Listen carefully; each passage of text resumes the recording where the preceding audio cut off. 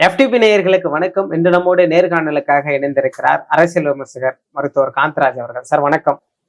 பொங்கலுக்கு சிவகார்த்திகேயன் அவர்களுடைய பராசக்தி படம் ரிலீஸ் ஆகியிருக்கு. ஒரு நல்ல வரவேற்பு பெற்றிருக்கு மக்கள் மத்தியில. உலகநாயகன் கமல்ஹாசன் அவர்கள் குறிப்பிட்டு சொல்றாரு, எப்படி அந்த காலத்துல கலைஞருக்கு ஒரு முரசொலி உதவியதோ அதனை போன்று பராசக்தி படம் 2026 தேர்தலுக்கு திமுகவிற்கு உதவ போகிறது என்ற அளவுக்கு சொல்லி இருக்கிறாரு. இந்த பராசக்தி படத்தை நாங்கெல்லாம் பார்த்திருக்கோம். அந்த காலத்துல பராசக்தி எந்த அளவுக்கு சார் வரவேற்பு கொடுத்தது? இந்த பராசக்தி வரலாற்று அம்பத்தான பராசக்தி. 49 திமுக உருவாகுது. திராவிட கழகத்திலிருந்து பிரிஞ்ச திமுக உருவாகுது. 49 அண்ணாவுடைய வேலைக்காரி. அதாவது தமிழ் பட உலகத்தை ஒரு புதிய மாற்றத்தை கொண்டு வந்ததுன்னு சொல்லலாம். அந்த படத்தை அது வரணும்.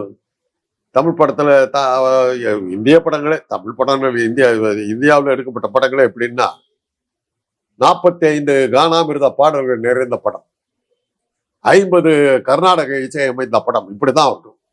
பேச்சே கிடையாது.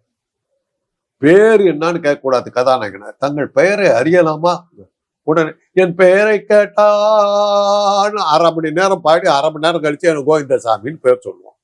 அந்த மாதிரி படம் ஓடிட்டு இருந்த காலத்துல எல்லாம் ஜில்பா கிராப்பு, பஞ்சகச்சம், ராஜா ட்ரெஸ் தான். வேலைக்காரி படம் வந்த போதுதான் கதாநாயகன் பேண்ட் போட்டுக்கிட்டோம். ஓகே, அது வரலும் பேண்ட் போட்ட கதாநாயகனை பார்க்கறது கஷ்டம். அது மாத்திரம் இல்லாம பக்தி படங்கள் தான் வந்துகிட்டு இருந்தது. ராமாயணத்தோட பல பகுதிகள், மகாபாரதத்தோட பல பகுதிகள், இதுதான் படங்களா வந்துகிட்டு இருந்ததே ஒழிய சாமியை கடவுள் தான் படங்கள். நாத்திகத்தை பேசிக்கிட்டு உள்ள வந்தது படம். எடுத்து அதுல இப்ப சென்சார்ல வெட்டுறாங்க, இப்போ அந்த காட்சிகளை வெட்டுறாங்க. அப்ப அந்த கதாநாயகன் உன்னை பராசக்தி உன்னை கும்பிட்டனே, இந்த பணத்தை நான் பத்திரமா பார்த்துக்கிட்டேன், என் குற்றமற்ற என் தந்தையை நான் காப்பாத்தி இருப்பேன் அப்படின்னு சொல்லிட்டு அர்ச்சனை, உனக்கு எதுக்காக அர்ச்சனை அப்படின்னு சொல்லி இப்படி எடுத்து அடிப்பா, அப்படி மூஞ்சி பிள்ளை போய் அடிக்கிறது, அந்த சீனெல்லாம் இருந்தது. அப்போ என்ன ஆச்சுன்னா, அந்த படம் வந்த போது, வேலைக்காரி படம் வந்த போது, அன்னைக்கு இருந்த இளைஞர், நான் அப்ப சின்ன பையன், எனக்கு ஒரு 4 வயசு 5 வயசு தான், 7 வயசு எனக்கு.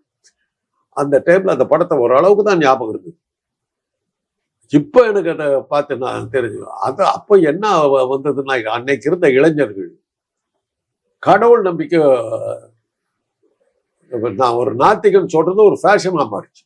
வேலைக்காரி படம் வந்த படம் கோயிலுக்கு போனேன், ஏய் நான் கடவுளை நம்புறதன், நான் நாத்திகன் அப்படின்றது ஒரு fashion. I don't believe in God அப்படிங்கிறது ஒரு ஃபேஷன். அப்போ அந்த அளவுக்கு நாத்திக கருத்துக்கள் அந்த படத்துல. இன்னைக்கு சாமியார்களை பத்தி பல குற்றங்கள் இது வருது, அதை அன்னைக்கே காட்டினாங்க. சாமியார் மடங்கள் பூராவுமே விபச்சார விடுதிகளா தான் இருக்குது. பல பணக்காரர்களுடைய கொள்ளையடிச்ச பணத்தை எல்லாம் பதுக்கி வைக்கிற இடமா இருக்குதுங்கிறது அந்த படத்திலேயே காட்டினாங்க. 49 எடுத்துட்டாங்க. அது ஒரு தீக்குச்சியை கொளுத்தி போட்டு ஒரு ஜுவாலையை கிளப்பிச்சு. பராசக்தி அந்த தீக்குச்சி கொளுத்தி போட்ட அந்த நெருப்பை காட்டு தீயா மாத்துச்சு. ஒவ்வொரு படம் ஆரம்பிக்குது, ஆரம்பிச்ச உடனே டைட்டில் சாங்லயே வாழ்க வாழ்கவே வளமாறு எமது திராவிட நாடுன்னு பாடு. திராவிட முன்னேற்ற கழகம் திராவிட நாடு கோரிக்கை வச்சு இது பண்ணுது. பாரதிதாசன் எழுதின பாட்டு. அந்த பாட்டு டைட்டில்லையே நேஷனல் பிக்சர்ஸ் PA பெருமாள் அளிக்கும் பராசக்தின்னு போட்டு விட்ட உடனே அந்த ஒரு பொண்ணு டான்ஸ் ஆடுறா. ஃபர்ஸ்ட் லைனு வாழ்க வாழ்கவே வருது, வளமார் வருது எமது திராவிட நாடுன்னு. அப்ப விசில் அடிக்க ஆரம்பிச்சான். அந்த சீன்ல ஆரம்பிச்சவன் கடைசியில எல்லோரும் வாழ வேண்டும், நம்ம நம்பிக்கை பிறக்க வேண்டும் ஒரு பாட்டு வரும், கடைசி பாட்டு படம் முடியும். அது வாயில இருந்து அவன் வேறல எடுக்கல. என்னன்னா டைலாக் அன்னைக்கு இருந்த ஆட்சியாளர்களை போட்டு பிசைஞ்சு எடுத்துட்டாங்க. ஆனா நாத்திக கருத்துக்கள் அதிகமா இல்லை. நாத்திக கருத்துக்கள் 1-2 தான் வந்தது. ஒரே ஒரு நாத்திக கருத்து தான் எல்லாரும் கோட் பண்ணி சொல்ற நாத்திக கருத்து. கோயிலிலே குழப்பம் விளைவித்தேன், கோயில் கூடாது என்பதற்காக அல்ல, கோயில் கொடியவர்களின் கூடாரமாக மாறிவிடக்கூடாது என்பதற்காக. ஆக திமுக வந்து திராவிட கழகத்திலிருந்து கொஞ்சம் வேறுபட்டதுங்கிறத காட்டுறதுக்கு கடவுள் மறுப்புங்கிறத நாங்க பெருசா எடுக்கல. அது வந்து அயோக்கிய பசங்களுடைய புகலிடமா இருக்குதுங்கிறத தான் தடுக்கிறதுக்கு தான் போராடினங்கிறதா அதுல வந்த டயலாக். கடவுள் மறுப்புன்னு ஒரு டயலாக் வருது. பின்னாடி இருந்து கதாநாயகன் வந்து பூசாரி முதலில் உன் ஜாதகத்தை கணித்து கொள்ளுன்னு ஒரு குரல் வரும்.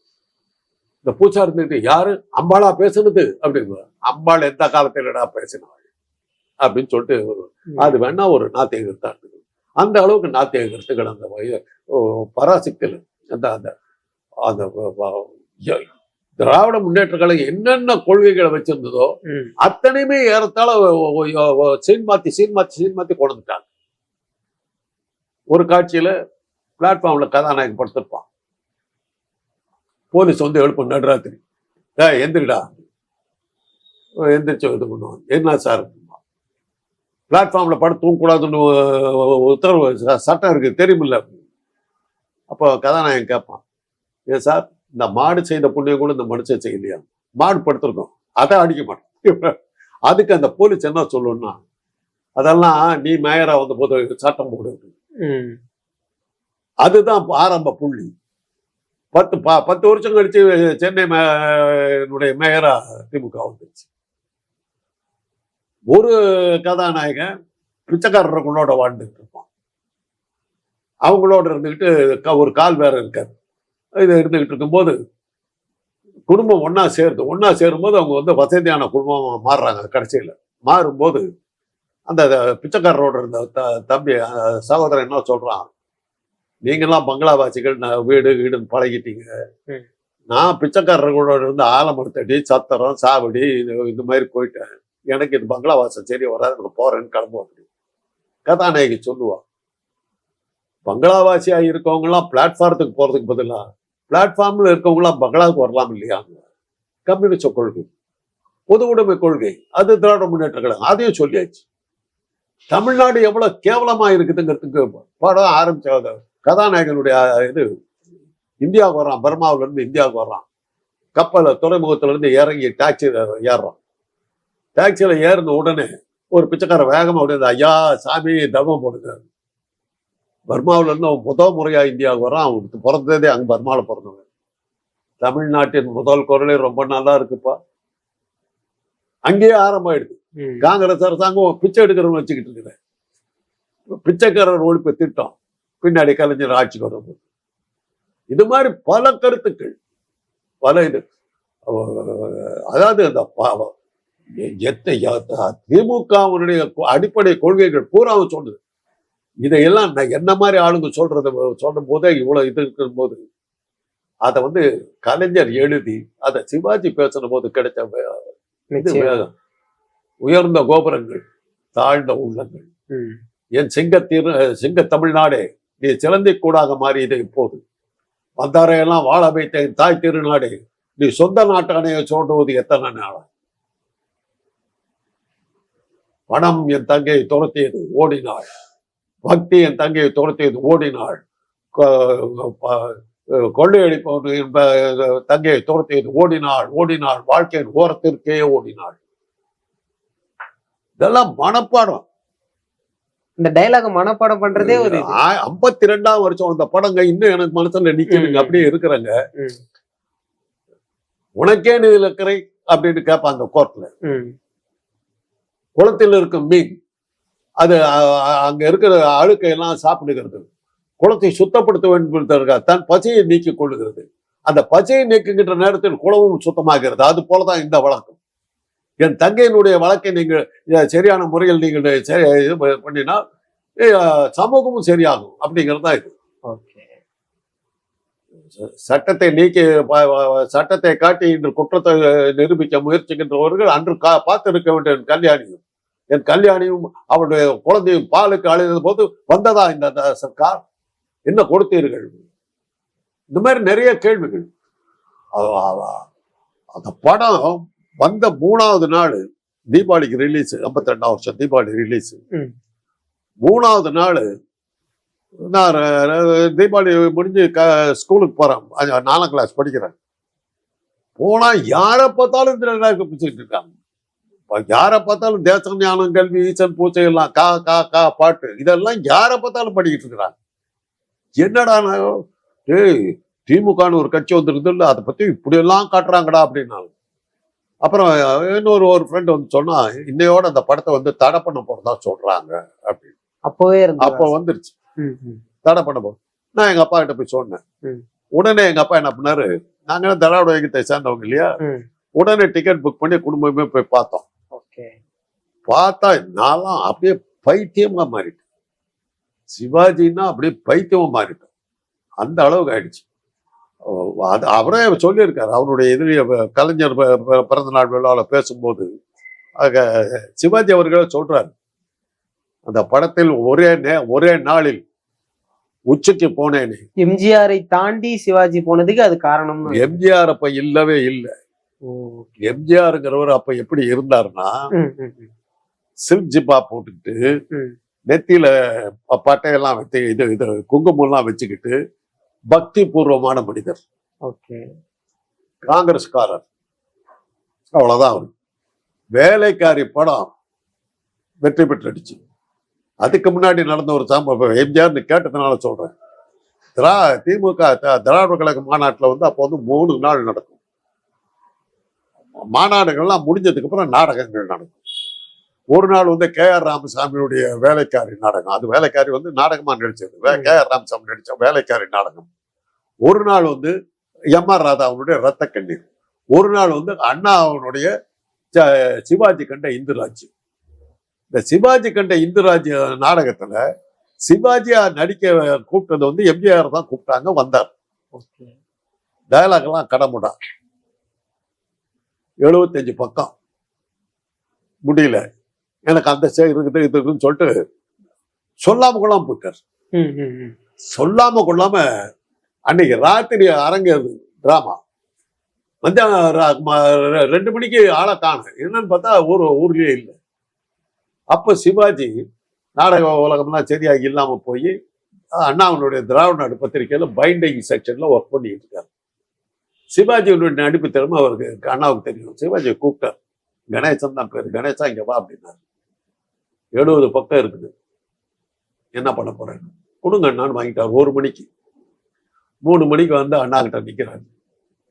மனப்பாடம் பண்ணிட்டார். சொல்லுன்னார்.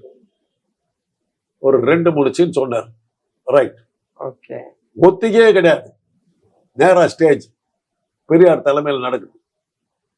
நடந்தா அந்த டிராமாவில் அவர் ஐயா பெரியார் போய் மேடையில ஏறி சிவாஜியா நடிச்சான ஒரு தம்பி, அந்த தம்பியை கூப்பிடுங்க அப்படின்னு. அந்த பையனை கூப்பிடுங்க. கூப்பிட்ட உடனே நெஜ சிவாஜி இருந்தா கூட இப்படி இருந்திருக்காரு. அதுக்கப்புறம் தான் சிவாஜி கணேசன் ஆனார். வேலைக்காரி படம் வந்து சினிமா வந்தது, மிகப்பெரிய வெற்றி. எம்ஜிஆர் உடனே ஓடியாந்து கழகத்தில் சேர்ந்தார். அப்படித்தான் அவர் வந்தார். வேலைக்காரி படத்தினுடைய வெற்றி, பராசக்தி வந்ததுக்கு அப்புறம் கலைஞர்கிட்ட போய் நீங்க நானும் பார்ட்னரா இருக்கோம்னு சொல்லி உடனே மேகலா பிக்சர்ஸ் ஒரு கம்பெனி ஆரம்பிச்சு எம்ஜிஆர், கலைஞர், PS வீரப்பா 3 பேரும் பாகத்தர்களா சேர்ந்து பராசக்தி படத்துக்கு ஈக்குவலா வரணும்னு சொல்லி ஒரு நாமல ஒரு படம் எடுத்தாங்க. அவங்க வாழ்க்கையில பட்ட மிகப்பெரிய தோல்வி அந்த படம். அது என்ன படம்? நாம்ன்ற படம்.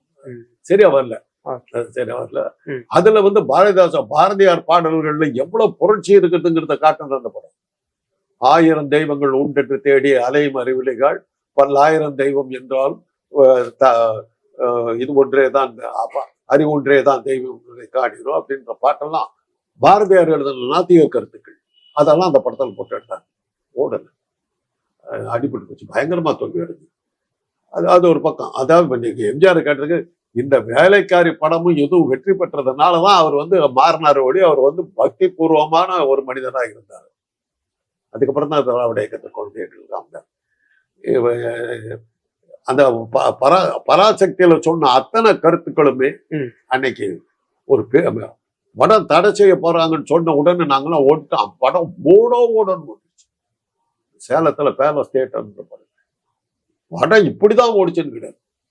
தடை செய்யணும்னு திருப்பி திருப்பி எழுதுனாங்க. தினமணி கதிர் அப்போ வந்து தினமணி கதிர் பத்திரிகை அப்போ வந்துட்டு இருந்தது. அதுல அட்டப்படத்தில் எப்படி போட்டாங்கன்னா, சனாதன குரூப்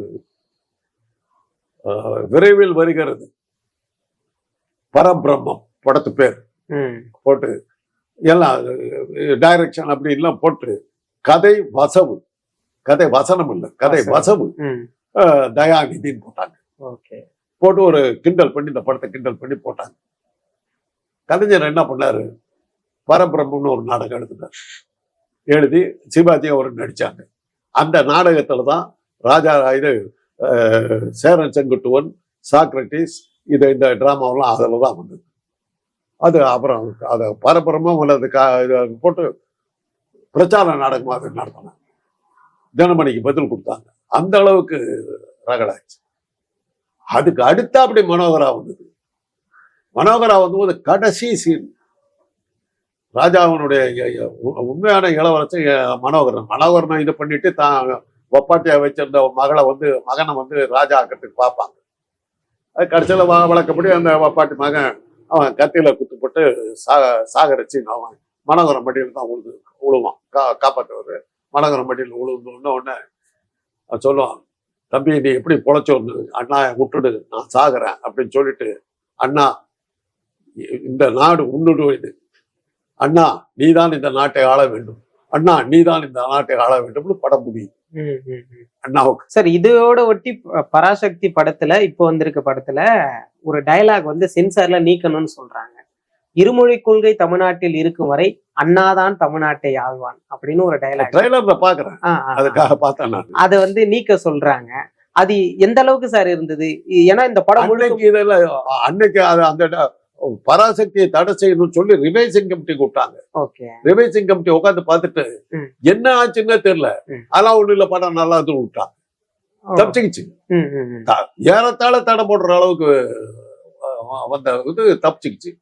மனோகரா படத்துல இந்த இதை வெட்டணும்னு பார்த்தாங்க, அதுவும் தப்பிச்சுக்கிச்சு. ஏன்னா வெள்ளையர்கள் வெளியே போன கொஞ்ச நாள் தான், 47 தான் வெளியே போறான்.